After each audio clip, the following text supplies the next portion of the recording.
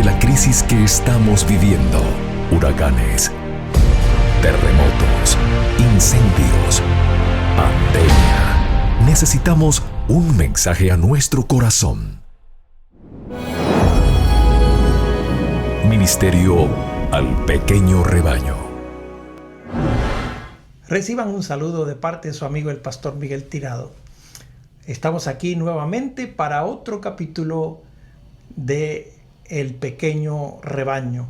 Estamos comentando el libro El conflicto de los siglos y vamos ahora al capítulo donde se titula La verdad progresa en Inglaterra. Me acompaña el pastor Orlando González y quisiera invitarles para tener una palabra de oración. Una vez más, oh Dios, buscamos tu presencia. Anhelamos que impactes nuestra vida. El ejemplo dejado por cientos y cientos de personas que ofrendaron su vida no puede quedar en vano. Hoy, oh Dios, haznos ver la manera como preservaste tu palabra y que nosotros podamos aceptarla, gozarnos en ti y caminar bajo los cuidados de tu gracia y de tu poder. Ven, Señor, en el nombre de Jesús. Amén. En nuestro capítulo anterior estuvimos hablando de cómo la reforma fue progresando en los Países Bajos de la Europa conocida. Ahora regresamos a Inglaterra, donde comienza a esparcirse en Inglaterra el Evangelio de la Reforma de una manera especial. Al mismo tiempo que Lutero daba la Biblia al pueblo en alemán, Tyndale era impulsado por el Espíritu de Dios a hacer lo mismo por Inglaterra. La Biblia de Wycliffe había sido traducida del texto latino y contenía muchos errores. No había sido impresa, así que era copiada a mano y el costo de esos manuscritos era tanto que solamente fuera de los ricos podían tenerla. Así que pocas personas podían obtener ese valioso volumen. Además, la iglesia proscribía terminantemente a aquellos que tenían posesión de esos escritos y estaba prohibida su circulación. En el año 1516, o sea, un año antes de que apareciera la tesis de Lutero, había publicado Erasmo de una versión griega en latín del Nuevo Testamento. Esa era la primera vez que la palabra de Dios se imprimía en el idioma original. Y en esta obra fueron corregidos muchos de los errores que adolecían las versiones más antiguas. Y el sentido de la escritura comenzaba a ser expresado con claridad. Y comunicó a muchos representantes de las clases educadas un conocimiento mejor de la verdad y dio poderoso impulso a la obra de la Reforma. Pero en su mayoría, el vulgo permanecía apartado de la palabra de Dios. Tyndale iba a completar la obra de Wycliffe al dar a sus compatriotas la Biblia en su propio idioma. Muy dedicado al estudio y sin ser investigador de la verdad, había recibido el Evangelio por medio del testamento griego de Erasmo. Exponía sus convicciones sin temor alguna e insistía en que todas las doctrinas tienen que ser probadas por las Sagradas Escrituras. Al acerto papista de que la iglesia había dado la Biblia y de que solo la iglesia podía explicarla, contestaba Tyndale: ¿sabéis quién enseñó a las águilas a buscarse de su presa? Ese mismo Dios es el que enseña a sus hijos hambrientos a encontrar a su Padre en su palabra. Lejos de habernos dado vosotros las santas escrituras, la habéis escondido de nuestra vista. Y sois vosotros los que quemáis a los que las escudriñan. Y si pudieras, quemarías también a las mismas escrituras. La predicación de Tyndale despertó mucho interés y numerosas personas aceptaron la verdad. Pero los sacerdotes andaban alerta y no bien se hubo alejado del campo de sus trabajos cuando ellos, Valiéndose de amenazas y de engaños, se esforzaron en destruir su obra y con éxito muchas veces. ¡Ay!, decía él, ¿qué hacer? Mientras que yo siembro en un punto, el enemigo destruye lo que dejo sembrado en otro. No me es posible estar a la vez en todas partes. Oh, decía, si los cristianos poseyeran la Biblia en su propio idioma, serían capaces de resistir a estos sofismas. Sin las escrituras sagradas, es imposible confirmar a los legos en la verdad. Así que un nuevo propósito surgió en su mente. Era en la lengua de Israel, decía él, en que se cantaban los salmos en el templo de Jehová. ¿Y no resonará el evangelio entre nosotros en la lengua de Inglaterra? ¿Será posible que la iglesia tenga menos luz a mediodía que al alba? Los cristianos deben leer el Nuevo Testamento en su lengua materna, decía él. Los doctores y maestros de la iglesia estaban en desacuerdo. Solamente por la Biblia podían los hombres llegar a la verdad. Uno sostiene a este doctor, otro a aquel, y cada escritor contradice a los demás. ¿De qué manera puede uno saber quién dice la verdad y quién enseña el error? ¿Cómo? En verdad, ello es posible solamente por medio de la palabra de Dios. Fue poco después, cuando un sabio doctor papista que sostenía con él una acalorada controversia exclamó: mejor sería para nosotros estar sin la ley de Dios que sin la del Papa. Tyndale repuso: yo desafío al Papa y a todas sus leyes, y si Dios me guarda con vida, no pasarán muchos años sin que haga yo que un muchacho que trabaje en el arado sepa de las Santas Escrituras más que vos. Así, confirmando su propósito de dar a su pueblo el Nuevo Testamento en su propia lengua, Tyndale puso inmediatamente manos a la obra. Echado de su casa por la persecución, se fue a Londres y allí por algún tiempo prosiguió sus labores sin interrupción. Pero al fin la saña de los papistas le obligó a huir. Toda Inglaterra parecía cerrársele y resolvió buscar refugio en Alemania. Allí dio principio a la publicación del Nuevo Testamento en inglés. 2 veces su trabajo fue suspendido, pero cuando le prohibían imprimirlo en una ciudad, se iba a otra. Finalmente se dirigió a Worms, donde unos cuantos años antes Lutero había defendido el Evangelio ante la Dieta. Y en aquella antigua ciudad había muchos amigos de la Reforma. Y allí prosiguió Tyndale sus trabajos sin más trabas. El milagro estaba aconteciendo. Pronto salieron de la imprenta 3,000 ejemplares del Nuevo Testamento. Y en el mismo año se hizo otra edición. Con gran concentración de espíritu y perseverancia, prosiguieron sus trabajos. A pesar de la vigilancia con que las autoridades de Inglaterra guardaban los puertos, la palabra llegó a varios modos a Londres y de allí circuló por todo el país. Los papistas trataron de suprimir la verdad, pero en vano. El obispo Durham compró una sola vez en un librero amigo de Tyndale todo el surtido de Biblias que tenía para destruirlas, suponiendo que de esta manera estorbaría en algo la circulación de las Escrituras. Pero por el contrario, el dinero así conseguido fue suficiente para hacer una edición nueva y más elegante que de otro modo no hubiera podido publicarse.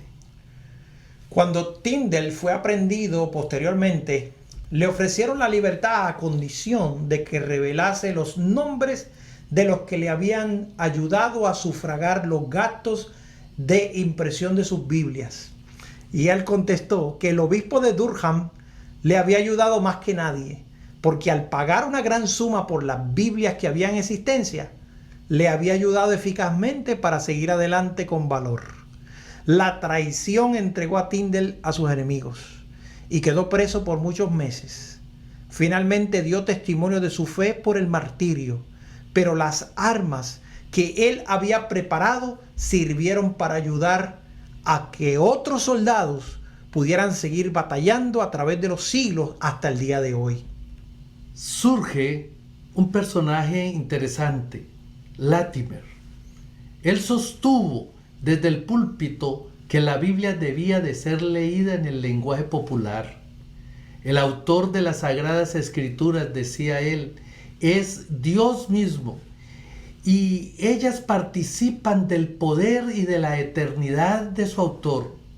No hay rey, ni emperador, ni magistrado, ni gobernador que no esté obligado a obedecerla, su santa palabra, cuidándonos de las sendas literales y sigamos el camino recto de la palabra de Dios.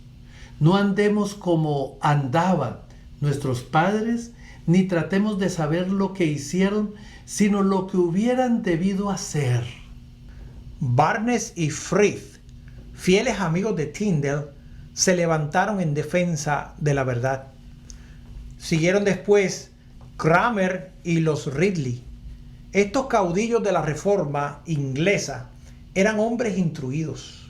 Casi todos habían sido muy estimados por su fervor y su piedad cuando estuvieron en la comunión de la Iglesia romana. Su oposición al papado fue resultado del conocimiento que tuvieran de los errores de la Santa Sede. Por estar familiarizados con los misterios de Babilonia, tuvieron más poder para alegar contra ella. Ahora voy a hacer una pregunta peregrina, decía Latimer. ¿Sabéis cuál es el obispo y prelado más diligente de toda Inglaterra? Veo que escucháis y que decís conocerle. Pues os diré quién es. Es el diablo. Nunca está fuera de su diócesis. Id a verle cuando queráis. Siempre está en casa. Siempre está con la mano en el arado. Os aseguro que nunca lo encontraréis ocioso. En donde el diablo vive, abajo los libros, viven los cirios, mueren las Biblias y viven los rosarios. Abajo la luz del Evangelio y viva los cirios, aún a mediodía. Afuera con la cruz de Cristo y vivan los rateros del purgatorio. Nada de vestir a los desnudos, a los pobres, a los desamparados. Y vamos adornando imágenes y ataviando alegremente piedras y palos. Arriba las tradiciones y leyes humanas. Abajo Dios y su santísima palabra. Mal haya que no sean nuestros prelados tan diligentes en sembrar buenas doctrinas como Satanás lo es para sembrar abrojos y cizañas. El gran principio que sostenía estos reformadores es el mismo que sostenían los valdenses, Wycliffe, Juan Hus, Lutero, Zwinglio y los que se unieron a ellos. Era la infalible autoridad de las Sagradas Escrituras como regla de fe y práctica. Negaban a los papas, a los concilios, a los padres, a los reyes, todo derecho para dominar las conciencias en asuntos de religión. La Biblia era su autoridad y por las enseñanzas de ella juzgaban todas las doctrinas y exigencias. La fe en Dios y en su palabra era la que sostenía a estos santos varones. Cuando entregaban su vida en la hoguera, ten buen ánimo, decía Latimer a su compañero de martirio, cuando las llamas estaban a punto de acallar sus voces. Que en este día encenderemos una luz tal en Inglaterra que confío en la gracia de Dios que jamás se apagará. En Escocia, La semilla de la verdad esparcida por Colombano y sus colaboradores no se había malogrado nunca por completo. Centenares de años después que las iglesias de Inglaterra se hubieron sometido al Papa, las de Escocia conservaban aún su libertad. Y en el siglo XII, sin embargo, se estableció en ella el romanismo, y en ningún otro país ejerció un dominio tan absoluto. En ninguna parte fueron más densas las tinieblas. Con todo, rayos de luz penetraron la oscuridad, trayendo consigo las promesas de un día por venir. Los lollardos que vinieron de Inglaterra con la Biblia y las enseñanzas de Wycliffe hicieron mucho por conservar el conocimiento del Evangelio. Y cada siglo tuvo sus confesores y sus mártires. Con la iniciación de la Gran Reforma vinieron los escritos de Lutero y luego el Nuevo Testamento inglés de Tyndale. Sin llamar la atención del clero, aquellos silenciosos mensajeros cruzaban las montañas y los valles, reanimando la antorcha de la verdad que parecía estar a punto de extinguirse en Escocia y deshaciendo la obra que Roma realizara en los 4 siglos de opresión que ejerció en el país. Y manteniendo el mismo principio de todas las etapas difíciles del cristianismo, la sangre de los mártires dio nuevo impulso al movimiento de la Reforma. Los caudillos papistas despertaron repentinamente ante el peligro que amenazaba su causa y llevaron a la hoguera a algunos de los más nobles y más honorables hijos de Escocia. Pero con esto no hicieron más que cambiar la hoguera en púlpito, desde el cual las palabras dichas por estos mártires al morir resonaron por toda la tierra escocesa y crearon en el alma del pueblo el propósito bien decidido de liberarse de los grillos de Roma. Hamilton y Wishart, príncipes por su carácter y por su nacimiento, y con ellos un largo séquito de más humildes discípulos, entregaron sus vidas en la hoguera. Empero de la ardiente pira de Wishart volvió uno a quien las llamas no iban a consumir, uno que bajo la dirección de Dios iba a hacer oír el toque de difuntos por el papado en Escocia. Juan Knox se había apartado de las tradiciones y de los misticismos de la iglesia para nutrirse de las verdades de la palabra de Dios, y las enseñanzas de Wishart le confirmaron en la resolución de abandonar la comunión de Roma y de unirse con los peregrinos reformadores. Solicitado por sus compañeros, Juan Knox, para que desempeñase el cargo de predicador, rehuyó temblando esta responsabilidad, y solo después de algunos días de meditación y lucha consigo mismo, consintió en llevarla a cabo. Pero una vez aceptado el puesto, siguió adelante con inquebrantable resolución y con valor a toda prueba por toda la vida. Este sincero reformador no tuvo jamás miedo de los hombres.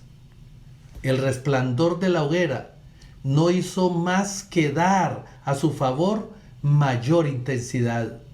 Con el hacha del tirano pendiente sobre su cabeza y amenazándole de muerte, permanecía firme y asentando golpes a diestra y siniestra para demoler la idolatría.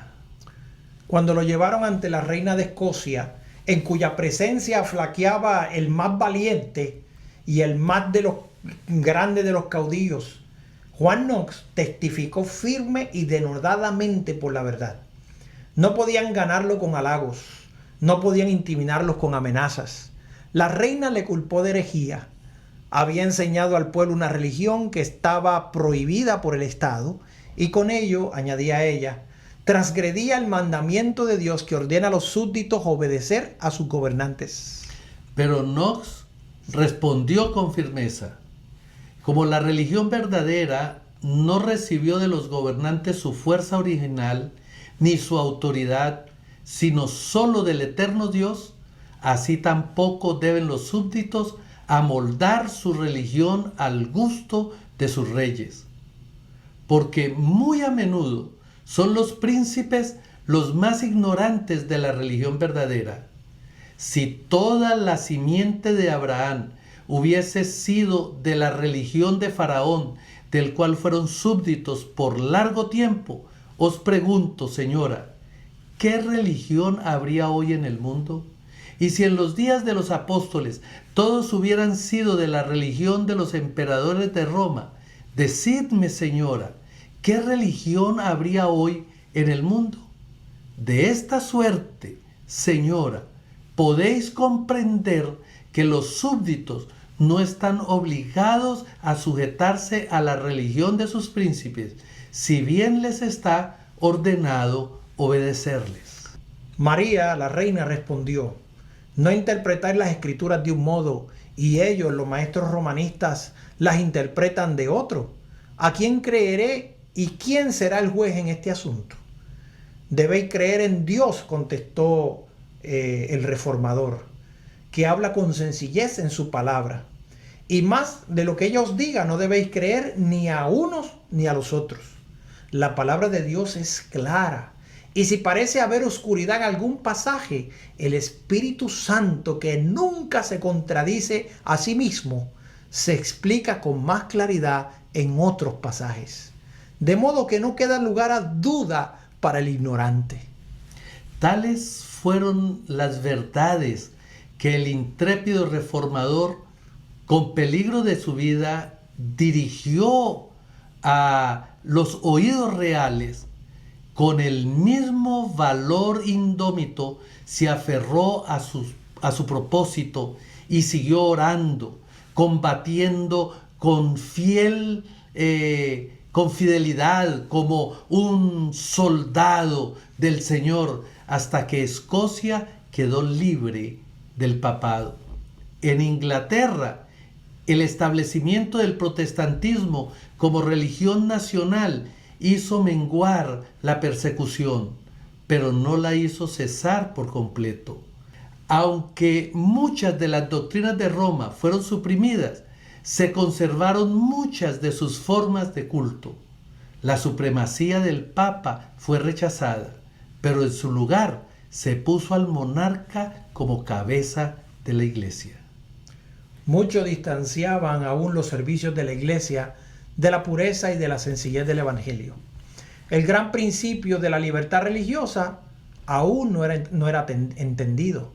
Si bien en verdad que pocas veces se apeló a los gobernantes protestantes a las horribles crueldades de que se valía Roma contra los herejes, no se reconocía el derecho que tiene todo hombre de adorar a Dios según los dictados de su conciencia. Se exigía a todos que aceptaran las doctrinas y que observaran las formas de culto prescritas por la iglesia establecida. Aún se siguió persiguiendo a los disidentes por centenares de años, con mayor o menor encarnizamiento. En el siglo XVII, millares de pastores fueron depuestos de sus cargos. Se le prohibió al pueblo, so pena de fuertes multas, prisión, destierro, que asistieran a cualquiera reunión religiosa que no fuera las sancionadas por la iglesia. Los que no pudieron dejar de reunirse para adorar a Dios tuvieron que hacerlo en callejones oscuros, en sombrías buhardillas y en estaciones propicias, en los bosques a medianoche, en la protectora espesura de la floresta, como en el templo hecho por Dios mismo. Aquellos esparcidos y perseguidos hijos del Señor se reunían para derramar sus almas en plegaria y alabanzas al Dios eterno. Pero a despecho de todas estas precauciones, muchos sufrieron por su fe. Las cárceles rebosaban, las familias eran divididas, muchos fueron desterrados a tierras extrañas. Sin embargo, Dios estaba con su pueblo y la persecución no podía acallar su testimonio. Muchos se cruzaron en el océano y se establecieron en Norteamérica, donde echaron los cimientos de la libertad civil y religiosa que fueron el baluarte y la gloria de los Estados Unidos. Otra vez, como en los tiempos apostólicos, la persecución contribuyó al progreso del Evangelio. Y los mártires continuaron con diferentes nombres, pero allí estaba la fe siendo esparcida en una asquerosa mazmorra atestada de reos y libertinos. John Bunyan respiró el verdadero ambiente del cielo y escribió su maravillosa alegoría del viaje del peregrino de la ciudad de destrucción a la ciudad celestial. Por más de 200 años, aquella voz habló desde la cárcel de Biddeford con poder penetrante a los corazones de los hombres. El peregrino y gracia abundante para el mayor de los pecadores ha guiado a muchos por el sendero de la vida eterna. Baxter, Flavel, Allegheny y otros hombres de talento, de educación y de profunda experiencia cristiana se mantuvieron firmes defendiendo valientemente la fe que en otro tiempo fuera entregada a los santos. La obra que ellos hicieron y que fue prescrita y anatemizada por los reyes de este mundo es imperecedera. La fuente de la vida y el método de la gracia de Flavel enseñaron a millares el modo de confiar al Señor la custodia de sus vidas. Ahora, el pastor reformado de Baxter fue una verdadera bendición para muchos que deseaban un avivamiento de la obra de Dios. Su descanso eterno de los santos cumplió su misión de llevar a las almas al descanso que queda para el pueblo de Dios. 100 años más tarde, en tiempos de tinieblas espirituales, aparecieron Whitefield y los Wesley como portadores de la luz de Dios. Bajo el régimen de la iglesia establecida, el pueblo de Inglaterra había llegado a un estado de tal decadencia que apenas podía distinguirse del paganismo. La religión natural era el estudio favorito del clero y en él iba incluida casi toda su teología. La aristocracia hacía escarnio de la piedad y se jactaban de estar por sobre lo que llamaban su fanatismo, en tanto que el pueblo bajo vivía en la ignorancia. Y el vicio y la iglesia no tenían valor ni fe para seguir sosteniendo la causa de la verdad ya decaída. La gran doctrina de la justificación por la fe, tan claramente enseñada por Lutero, se había perdido casi totalmente de vista y ocupaba su lugar los principios del romanismo de confiar en las buenas obras para obtener la salvación. Whitefield y los Wesleys, miembros de la iglesia establecida, buscaban con sinceridad el favor de Dios que, según se les había enseñado, se conseguía por medio de una vida virtuosa y por la observancia de los ritos religiosos. En cierta ocasión, en que Carlos Wesley cayó enfermo y pensaba que estaba próximo su fin, se le preguntó en qué fundaba su esperanza de vida eterna. Su respuesta fue: he hecho cuanto he podido para servir a Dios, Pero como el amigo que le dirigiera la pregunta no parecía satisfecho con la contestación, Wesley pensó, ¿qué? No son suficientes mis esfuerzos para fundar mi esperanza. ¿Me privaría de mis esfuerzos? No tengo otra cosa que confiar en Dios. Tales eran las tinieblas que habían caído sobre la iglesia y ocultaban la expiación, despojaban a Cristo de su gloria y desviaban la mente de los hombres de su única esperanza de salvación, la sangre del Redentor crucificado. Wesley y sus compañeros fueron inducidos a reconocer que la religión verdadera tiene su asiento en el corazón y que la ley de Dios abarca todos los pensamientos, lo mismo que las palabras y las obras. Convencidos de la necesidad de tener santidad en el corazón, así como de conducirse correctamente, decidieron seriamente iniciar una vida nueva. Por medio de esfuerzos diligentes, acompañados de fervientes oraciones, se empeñaban en vencer las malas inclinaciones del corazón natural. Y aquí comienza un proceso donde ellos comienzan a ser predicadores evangelistas y comienzan entonces una nueva tarea en el proceso del evangelio reformado. La experiencia maravillosa de recibir a nuestro Señor Jesucristo como nuestro Salvador y Redentor, e entronizarlo en lo más profundo de nuestra alma, es la que nos mueve y nos motiva a testificar de su gloria, de su amor. Mis queridos, no miremos las formas humanas, no nos centremos en las tradiciones religiosas humanas. Miremos al Rey de Reyes y Señor de los Señores y abramos nuestro corazón a Él para que su amor enternezca nuestro corazón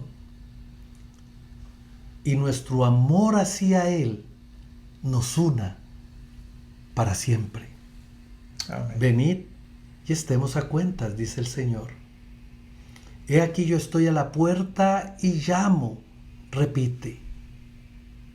Permitamos que su gracia enternezca nuestras vidas. Y así como enterneció la vida de aquellos que la dieron en amor a Dios, enternezca la nuestra. Trasbordemos el poder del Señor a los demás y permitamos que el Señor regrese en breve para estar con Él por la eternidad. Amén.